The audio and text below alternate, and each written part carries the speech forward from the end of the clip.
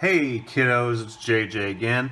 I have a overview of a new quad that I got today. It's not really a review because I've already modified it, so nothing about it is stock. And it is the KingKong 95GT.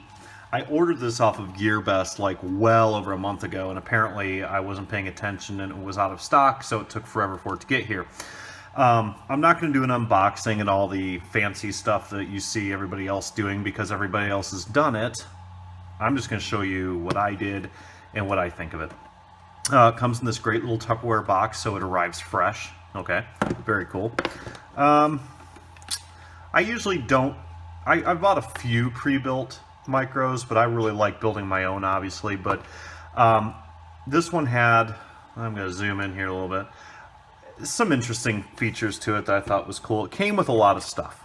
I have not even flown this yet, but this is the quad itself, modified, so don't pay too close of attention. Comes with an extra canopy, the Stay Fresh box. What else here? An instruction manual that's not worth a whole lot. A little video transmitter channel chart, a couple extra rubber bands, micro USB plug, which is cool. Comes with a 350 milliamp LiPo 35C 2-cell battery, 2S battery, which is okay. Comes with prop guards, which I did not use, at least yet. Extra bolts, screws for the props. Came with 2 sets of the King Kong props, which they're okay. They're a little fragile, but you know, hey, they came with it, so can't argue that. Came with an extra white canopy, which is cool. Yeah, and that's it. You can see unboxings from other places, but here's the devil. I guess I'm going to start with the flight controller. No, I'm going to start with the specs. The specs are these little 1103 King Kong 7800 kV motors.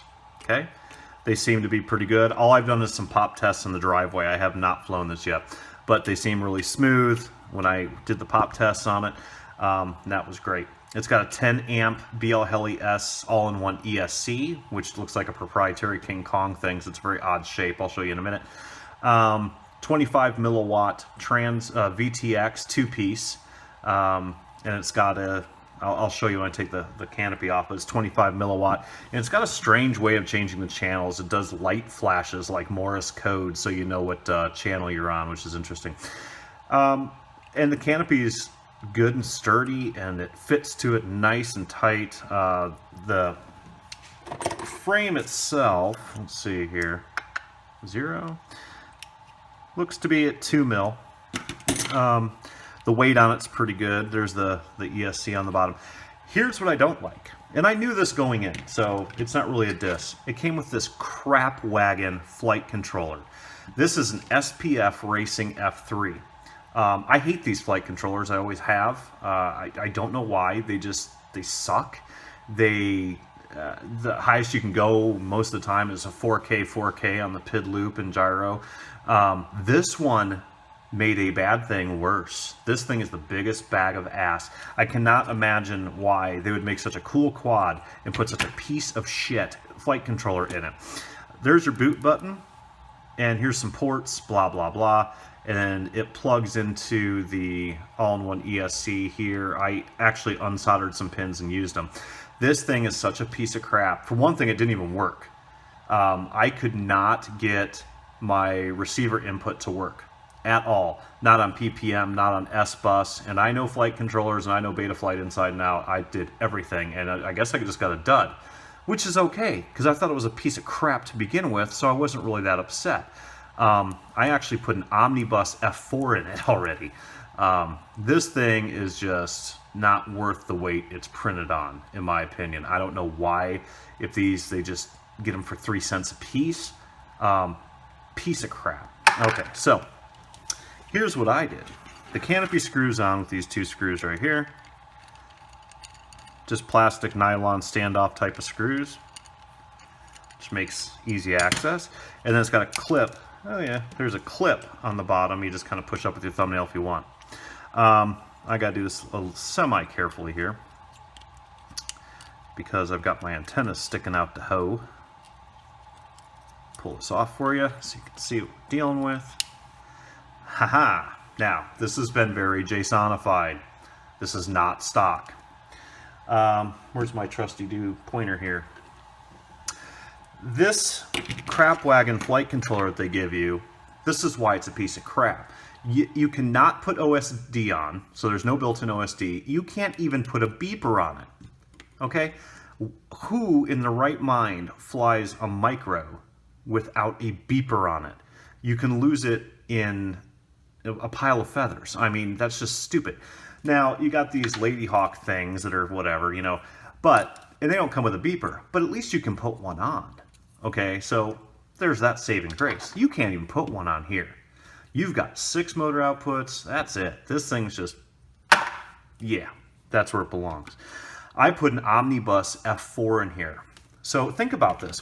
If you've got a flight controller that you can't even put a beeper on and doesn't have OSD, how do you know when to land? How do you know when your battery gets low? How do you not destroy your batteries? And if you lose it in the grass, like I said, you're not going to find it. I mean, it's just ridiculous. I can't believe they do that. So I put an Omnibus F4 flight controller in right here underneath their VTX.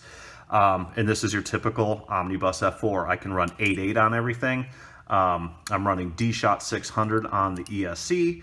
I cut this wire right here, put my video in, video out for my Omnibus, for my Betaflight OSD, which works great. I set this, the VTX up. It's only 25 milliwatt. It's pretty straightforward on how to set up the channel. It comes with a little channel map, and I put a beeper on it. Novel freaking idea.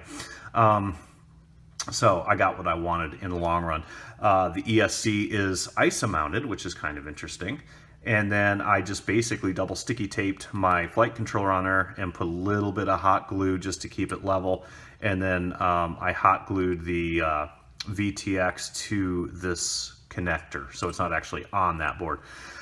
I had to do a little finagling and hot wiring, but it does work really well. So now it's a real quad. Pinocchio's grown up. So now I've got OSD, I've got my beeper, I've got my voltage detection, I've got everything I want. And I've got a full long-range radio link receiver in here that I use. So yeah, I popped it in the driveway. I tuned the PIDs real quick and just was doing some pops, and she's smooth as glass. I mean, very nice. You can run this on a 3S or a 2S. Comes with the 2S, obviously, and I'll do a flight review of this later, maybe after this weekend when I get back home, so you can see how she flies with this. But I'm actually very happy. I'm not disappointed at all, because I would have had to have replaced this anyway, so it was defective. I'm sure it's just a one-off issue. I don't really care, because I would have yanked it anyway, because this is a bad little quad, and this is a piece of crap little flight controller. So, what else can I say about this? 800 TV line, if I remember right, camera, so that should have a pretty good image on it. VTX is just a 25, but since it's a two-piece, you can cut this wire like I did, put it into an OSD on a real flight controller, and you're rock and roll. Voltage detection coming out of the ESC, I wired into the board. So yeah, this board's $16. It's a Omnibus F4 flight controller with OSD, the whole 9 yards, for 16 bucks. I mean, really, you cannot go wrong with that. So it's not like it cost me 50 bucks to upgrade this thing or anything. This kit for 100 bucks or whatever it was came with a lot of stuff. It really did. I think it's a great kit. I'm not dissing it. I don't understand this math, really, but the rest of it seems to be a pretty quality piece of gear. Comes with a TPU mount for your camera. The frame isn't stupid thick. Obviously, it's only 2 mil, but you know, it's a micro. Yeah, I mean, I think it's pretty cool, aside from that flight controller. But once you upgrade that pig for 16 bucks, bada bang, man, you got yourself a real piece of work here. So I will do a flight test video of this fairly soon, and within the next couple days, and I'll post it so you can see what she's going to do. I am going to keep the tri-blades on here because these are 1103 motors, and I want to be able to run 3S if I need to. But yeah, other than that, that's my quick JSONified overview. So keep the shiny side up. If you have any questions, let me know. Take care.